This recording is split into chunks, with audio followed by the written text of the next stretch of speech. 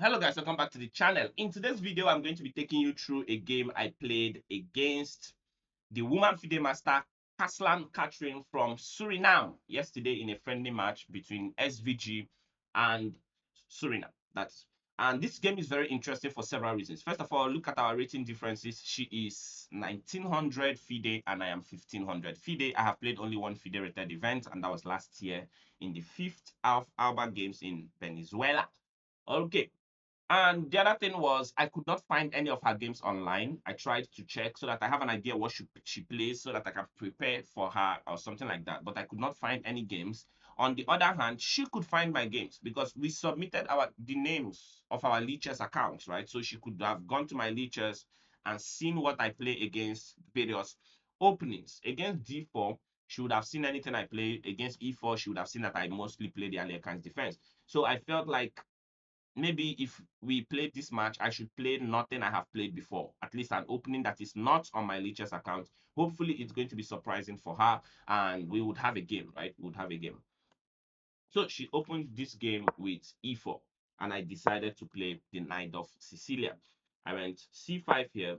She developed her knight, and standard moves, stuck in the center, takes, develop knight, and a6. And the knight of position is on the board. One of the things with the knight of is you don't want a draw, right? My goal of playing the knight of is I want to have chances to win. Hopefully, I can win, and if I win, so be it. She developed her bishop, and I had two options. Should I go e6 with the Scheveningen structure, or should I strike immediately with e5? Recently, I have seen a few games, Daniel Naroditsky, Anish Giri, and e5 has been the move they've all played. So I decided e5 it is. She retreated at knight, and I developed my bishop. Of course, the goal of developing the bishop here is to control the d5 square. I developed my bishop, and this was a crucial turning point here. Right here was a crucial turning point. She played this move g4. G4 basically means, hey, we are going to have a fight. Are you ready to fight? Right? And I was very concerned immediately. I've had these aggressive moves played against me in these Sicilians, and I have run into a lot of problems where I begin to defend and defend the entire game. So I felt like, okay, what to do? I didn't make a correct decision. There's a game, Hans Niemann versus Anish Giri, where I think Hans Niemann played G4. This is recently. And Hans Niemann will go ahead to win that game. But in that game, Hans Niemann also put his bishop on D3 here, not on E2. So I wasn't sure what the difference was. And I remember that in response to G4, Anish Giri had played H6, which is the correct move. And the computer throughout this game is going to be, Stockfish is going to be screaming for me to play H6 for like a million times. I decided, no, I have to attack. She's attacking. I need to attack so that if she pushes, maybe I'm going to push. Then I realized, no, if she pushes and I push, she's going to take my knight. If I take her knight, she's going to take my bishop, attacking my queen. So this is just going to be stupid, right? And of course, she pushed the pawn. I had to retreat my knight. I think I saw a game with Magnus where he dropped the knight to g8. I don't know if it was against Gukesh, but Magnus would go on to suffer in that game a lot. So I decided to drop my knight to d7. After all, this is what Anish Giri played, and Anish Giri is supposed to be the theoretician in the Najdorf.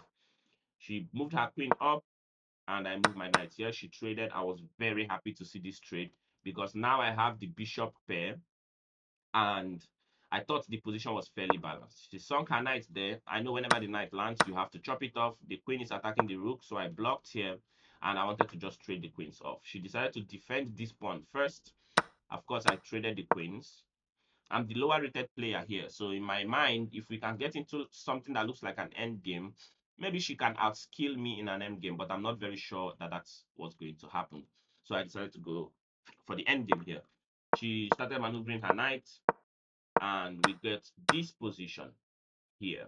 Now the position is fairly balanced, completely equal, but my opponent was actually getting low on time. She spent a lot of time making all her moves. She castled here, which I thought was a very professional move, but computer says it's an inaccuracy. Computer says she should have gone b3, maybe try to do something along this diagonal.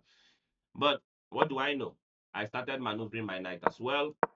I moved my king out of the way because I wanted to bring my other rook into the game, and I brought my knight here, basically to kick the bishop out. My mind was when the bishop moves, I'm going to put a rook here. I'm going to try to push the pawn. I kick the bishop further out.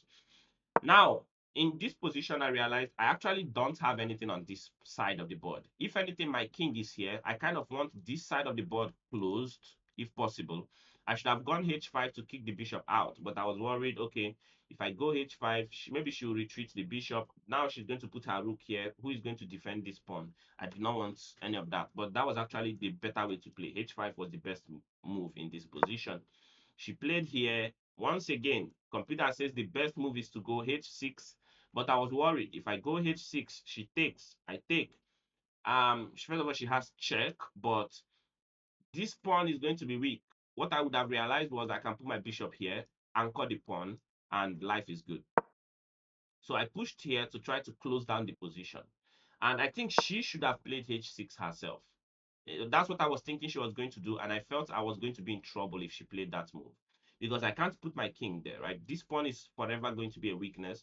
She can attack it with her bishop, and this pawn, she can literally dislodge it, put a rook on this file, and play on the open files. I was very, very worried about my position.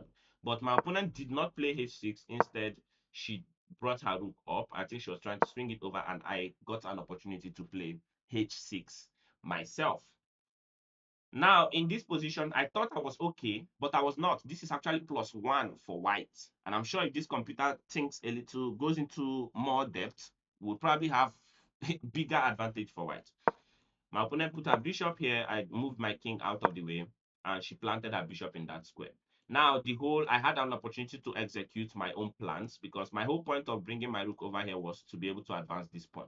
This knight was a monster, stopping me from moving any of my pawns. But now I finally got to play a5 in this position.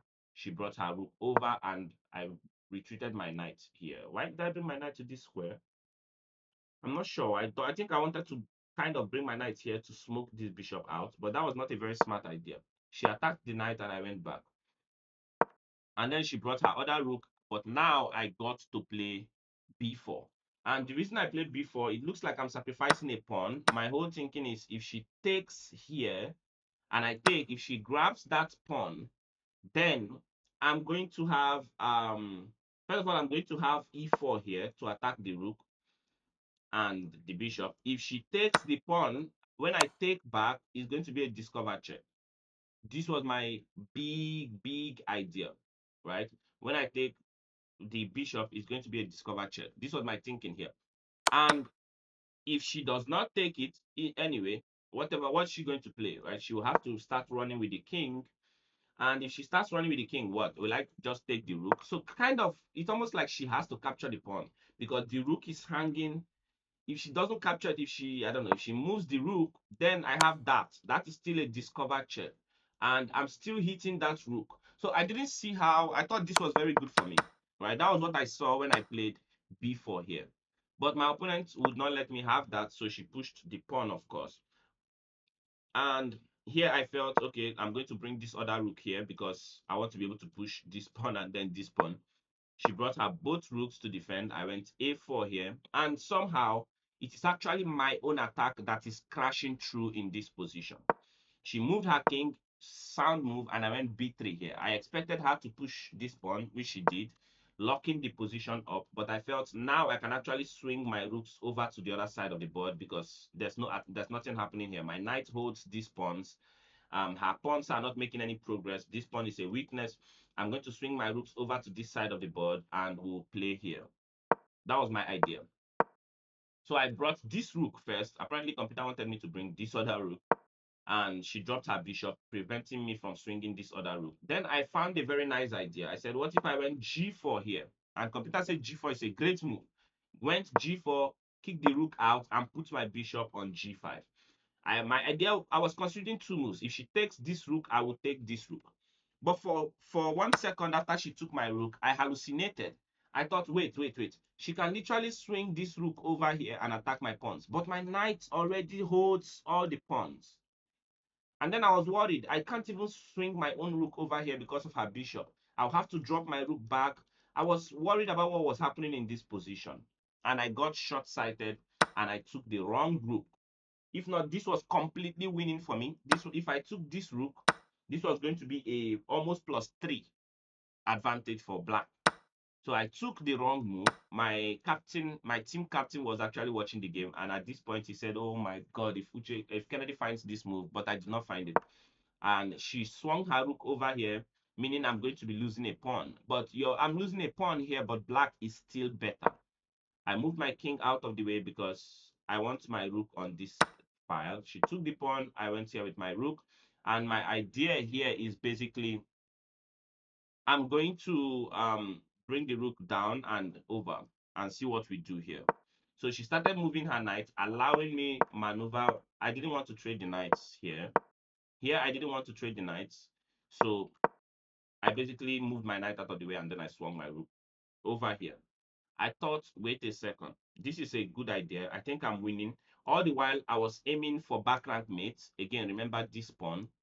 It's easy to miss it. But my eyes was on that back rank mate and I was hoping that I'm going to get it. She moved her bishop back to defend the pawn. And I swung my rook over attacking this pawn. So she moved her bishop back. I brought back my knight. I didn't want to make any repetitions. But apparently this is actually not a good move. She pushed the pawn.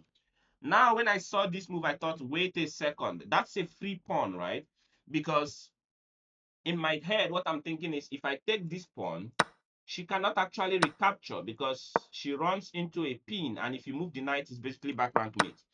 But alas, I captured the pawn and she did recapture. And I swung the rook to f8, pinning the knight against the back rank. She pushed this pawn, ladies and gentlemen. And in this position, the one worst move any human being in the world could play was what I played. Knight takes d5. Terrible, terrible, terrible move. That is the worst move on the board right now. Because she had knights here fucking my king and my rook. But alas, my opponent was down to 30 seconds. She was playing on increment. She missed it. She missed her one opportunity to bounce back and completely win this game. She captured on d6. And after she captured on d6, I knew it was over. I played knight takes knight. And in this position, my opponent, woman FIDE master Kaslan Catherine, resigned the game. You guys, this was an incredible win for me because she's the highest rated person, I think, that I have won in a proper match. Like an actual, not just online random games I'm playing. I mean, I've beat 2000s on chess.com, but a FIDE rated player, I don't know if I've beaten any 1900 FIDE rated player in a proper tournament game. So I was very happy to have this win. Congratulations to my opponent. She played incredibly well, but bigger congratulations to me for pulling this one off. All right, you guys, thank you so much for watching. I'm going to post the actual Twitch video of me playing this game live, and you're going to see my reaction at different points. I was so scared. I have never been so scared in my life playing a game. I was so scared playing this game. You guys won't believe it. But I'm very happy that somehow we were able to pull it off, right?